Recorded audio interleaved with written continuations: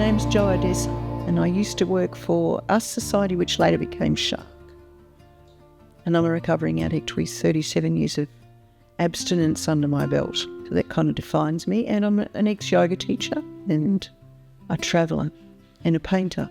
When we first got started, we had this idea that we would do what we called halfway houses. At that stage in Victoria, there were no long-term treatment centres, and people were going to New South Wales in order to get well. And they were coming back, and they would be back straight where they came from. The fundamental idea was that one addict would help another one to stay clean, and we needed safe housing. We couldn't do it out on the street. Funding came our way, and it came our way because Bobby Hall cried, because he discovered his daughter was an addict. He started putting money into the sector. We started with the one halfway house, and it was near the corner of Elmer Road in Chapel Street. And we called ourselves Us Society, which stood for Understanding and Support.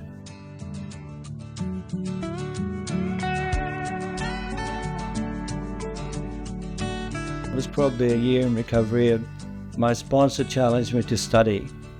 How about using your noggin a little bit more, and because I was a bit of a working class snob, and until I couldn't work anymore because of addiction, I had decided I would study, and I would study community development. It was really important to believe that people who were using, whether they call themselves addicts or not, had a right to public health responses to their needs. I was coordinator, but I think I just made that up. I don't think I was anything. I was just a person that was there, you know. It was pretty based on mutuality, and there was probably a fierce desire to have drug-free space. That was probably the thing that kept everyone together, you know. So I would say to people, if you want to use, we were in St Kilda, but we're in St Kilda. Said there's plenty of places you can go and use, but this is a little sanctuary. This is an oasis. We said, come back when you're ready, you know. You can't abandon people, you know. It's but you can't become a victim of people's own internal need at that time either. There was tension very quickly between what recovering people saw as a way forward and drug and alcohol professionals. So we did change the management committee over time to be all peer-based, and it just seemed to blossom really well.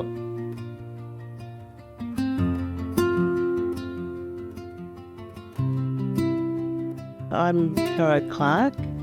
I worked at SHASU in the early 1990s. We worked with a number of organisations for people with lived experience to support them to advocate for themselves. I just remember talking to a staff member who worked at Pleasant View, which is one of the old institutions, and if they got someone, it wasn't often, but who really wanted to stop using and change their life, she would ring John at the Us Society and work really hard to get them in, because she knew that was where they would thrive. When Kenneth came in and sort of had a really different idea about service delivery, and it was sort of informed by neoliberalism and economic rationalism and the idea that government shouldn't be in the business of actually service delivery. They just would contract services. And so there was a complete restructure of the drug and alcohol service delivery system. SHASU lost its funding altogether. We got jeffed, and I was made redundant. Everything was defunded, and we had to apply through tender. So we were being seen as a business rather than a service. And that's when SHARC was created. SHASU was one of the two organisations that amalgamated to form SHARC. That was to keep SHASU and our society under the one umbrella. If these two organisations amalgamated, then there was a sense of bringing some sort of some history and some experience. And I mean, I guess I was one of the people who was sort of the glue, really, that just, because we did have to kind of hold things together for a bit. There were quite a few strong women around. Jo Odessa was an early worker, and Bella Anderson a little bit later, and some other women I can think of who worked at the Us Society as well. There were personalities. I moved on to work with Task Force, but it left a really strong footing. Luckily, the houses were still there. If you have residents in the house, they pay rent, but it's not very much. But it was enough to fund like one part-time junior sort of worker. Gordon's story came into the picture, I believe, when we actually were given the tender for the youth program. And Margaret Hamilton, who's the director at Turning Point, she basically gave him 6 months to work at SHARC.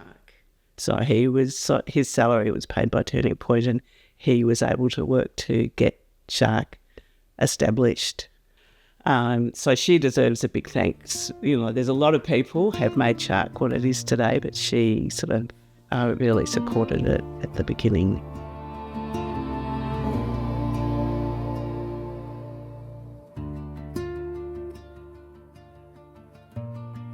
I was looking everywhere because of my son. We had normal psychologists and psychiatrists all through the time. That wasn't what we needed. And I found SHARC because they were people with personal experience who understood. My son became a resident for some time, for a few years there. So I went in and Gordon Story was there sitting behind the desk. And I said, "Oh, what am I supposed to do?" He said, "I don't know. We don't work with the family." Anyway, this went on, and I used to go there nearly daily. In the end, he used to hide under the desk. But to cut a long story short, we decided to have a meeting, to hold a general meeting somewhere, families, because we're all talking about it and worrying.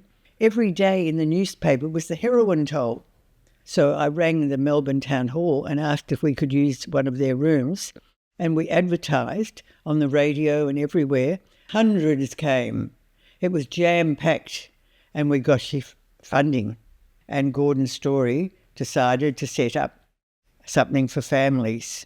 That was the beginning of our family drug helpline. We didn't just stop there. We developed support groups outside. And then, of course, we set up, sadly, a group for family members who'd lost a loved one. But the single most important thing was the fact that I understood what you're going through. What have I done wrong is usually the first thing families ask. How could we have stopped this? I think stories are really, really important. The speaking knowledge is the most important knowledge, you know? When people walk into a room and hear a life-saving story, there's nothing more powerful. That sort of healing that it's a mystery. If recovery is a gift, you can't ram it down people's throats. We get to carry a message, we don't get to choose who receives it. One of the blessings of being a part of SHARC and organisations like that peer support story, is that the rubbish, which is your active addiction, the horror of your active addiction becomes useful. To come out of that into the light and be able to share that with other people. So it didn't feel like a job, it felt like a bit of a gift.